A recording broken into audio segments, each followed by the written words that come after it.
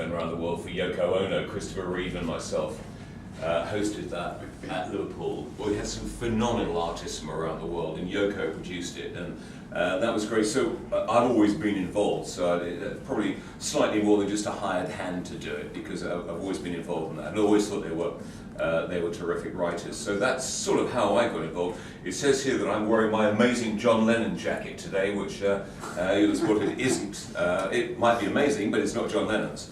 When we did the tribute in Liverpool, no, they had this world famous tailor who made these beautiful leather jackets, sort of like $2,000 each then, and everyone that took part, Christopher Reeve, myself, and Aretha Franklin, and all these people, got one of these jackets, and I've held on to mine. So maybe I'll wear it on the night. It is a bit hot, but it's you have to turn around to show the Lennon, really, unfortunately, but it's, which doesn't look very good on stage, but I think it might make an appearance on the night. So I'm happy to answer any questions on my front afterwards, but for now, back to David. Thanks very much, Mike.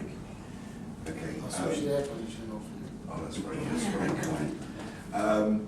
I would now like to introduce Rocco Buonvino to explain about his dream to stage this classical event, and I'd like to hand over to you, Rocco. Thank you, David. But I don't do many speeches. I mean, I've been a massive Beatles fan for many years.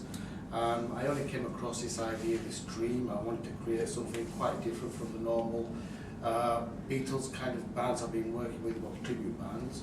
And I wanted to stage something more with the Royal Philharmonic, something classical. And it all happened when I was in Malta 2 years ago, which I met this young composer called Wayne Grimmer, and it was with him. I heard some of his compositions, and I said, oh my God, that's amazing what you've got. And I liked his work, and we ended up talking, and I shared this dream with him. I want to put together a major Beatles classical show, and from there onwards we started to work on these so-called arrangements ready for this particular show. Then I met up with Alan, unfortunately, it caused me a headache. Bless you. And then, and you know, we started to work together, and then at the end of the day, that's how the whole thing's come together. It's taken us a year to put the whole show, and finally we the Albert Hall, and it's honoured to also having to work with some great artists, Arias, Tony Christie. And that's what I've got to go and say, just buy some tickets and come to the show. Tell your friends. Our price was. Thank you. Right, now I'd thank you, Rocco. I want to thank some charities as well, with the Malta Community Chess Fund, and also with people beyond in supporting the Noah's Ark Appeal, with Dave Shirley-Bass's charity, and Amnesty, and Nordorf Robbins, etc. Okay, thank you very much. Thank you, and goodbye. I would now like to hand over to Alan Churcott to give a brief overview on the production and the artistic direction. Thank you for coming, first of all. For me it is a great honor to be at the heart of this concept, as Rocco very well explained. It's been a dream for him to get this concept together, and now we're here after more than a year's work to get this final product together and to launch this concept. On a personal level, it will be also marking my debut with the Royal Philharmonic at the Royal Albert Hall, so it adds on to that prestige to be part of this show, especially then with the great lineup that we've got, especially star guests.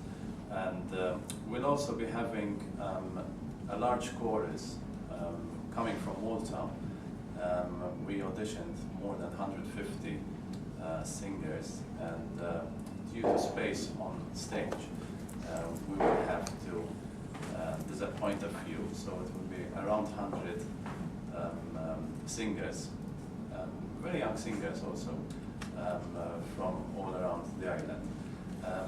And we are, of course, very looking forward towards this, because it's probably one of the first Maltese productions at the Albert with a Maltese promoter, with a Maltese connection through Rocco, because Rocco was in Malta around 2 years ago on a TV show she was producing there. And it's an honor that he recognized also Maltese talent and to give us an opportunity on such an international stage. Thank you, Rocco, about this concept and for trusting me with the artistic direction of this show. As regards the production, it will have something for everyone, both for classical lovers, both for the pop lovers, and the way that we've come up with the production.